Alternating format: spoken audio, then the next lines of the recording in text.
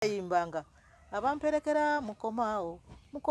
nze abamperekera mukomaawo nze ngenze wa matayo gwana ebintu bingi bijulide matayo gwana nono omukyala namujja wa matayo gwana ene kanzu bintu bingi kasepiki omukazi omulungi buli kamumbu nakajja wa matayo gwana kale jajjange matayo wetendo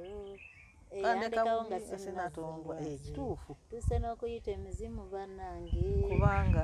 ebyo byonna twali tuzimenga ajja neno n'atuyimbiramu abata nafulumya ng'ajja n'abayimbiramu mba muli awo oluusi n'akafulumya bw'atyo yajjanga kuno n'abayimbi abo bakasozi era kati waliwo omuwala Nansamba gwe yazaala omwana we gwe yaliko omuto oyo Nasanga yagezaako ennyo okwagala okukola ki okukitwala Christine oyo yatandikira ddala ng'asoma asoma primary Kitatya primary school Kitatya ng'ayimba nnyo era nga bamwagala nnyo kati lumu Bishop yagenda n'akyala Kitatya awo n'abaana ne bategeka okuyimbira Bishop ennyimba ng'era bw'obimanyi Christine oyo yayimba yayimba oluyimba olwanyumira abantu bonna buli omu n'agamba yiyo ono omwana aliba muyimbi kuba ne Bishop yennyini yagamba omwana oyo ani amuzaala ne bamuwa ebirabo olw'okuyimba yayimba bulungi nnyo n'asanyusa abantu era kitaawe yagala omwana nga ayinza okuba omuyimbi kitange nno yali musajja muyimbi tatange yayimbanga ennyimba nga ye ajala kasozi ajala yali musajja muteeso Christine Nansamba yazaalibwa mu 1969 mwezi gwali gwakubiri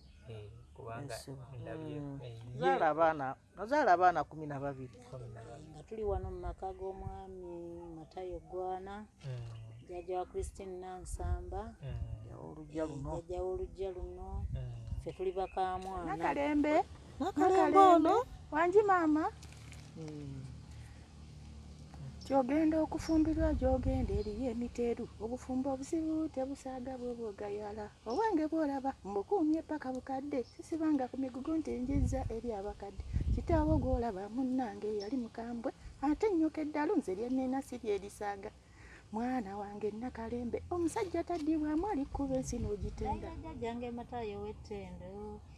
andekawo nga sinnatondwa nze tuse n'okuyita emizimu bannange obwegeregere nze bw'omubundaaza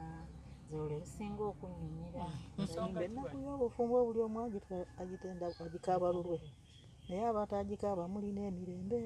obeera n'omusajja ng'akuwa ekitiibwa kyo osanye bambi ng'omuwa ekisinga abooluganda n'emikwano kantuke ku kyandeese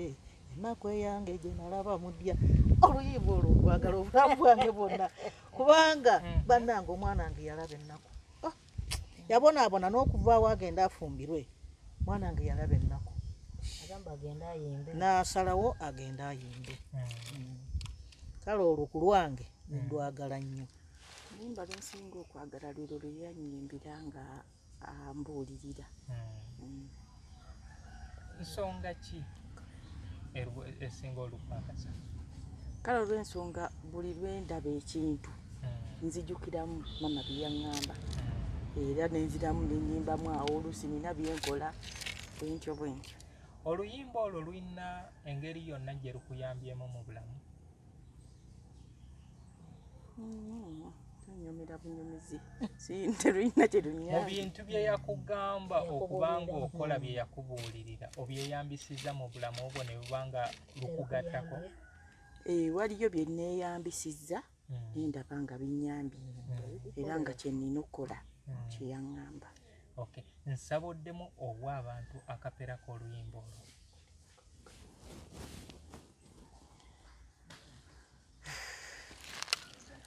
ti mwana wange Nakalembe ogenda okufumbirwa gyogenda eriyo emiteeru obufumbo obuzibu tebusaaga bw'oba ogayala